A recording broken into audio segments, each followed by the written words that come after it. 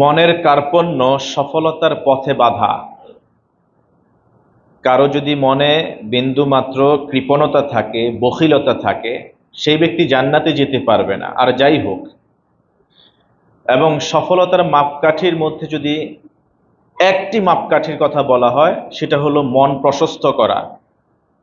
আর ব্যর্থ মনোরথের মাপকাঠির মধ্যে অন্যতম অনুষঙ্গ হলো কৃপণতা করা, মনকে সংকীর্ণ করে রাখা। আমরা যদি কোরআনকে প্রশ্ন করি সফলকাম মানুষ কারা, সূরাতুত তাগাবুন এর 16তম আয়াত সেই প্রশ্নের জবাবে বলবে, ওয়ামান ইউকা শুহ্হা নাফসিহি ফাউলাইকা হুমুল মুফলিহুন।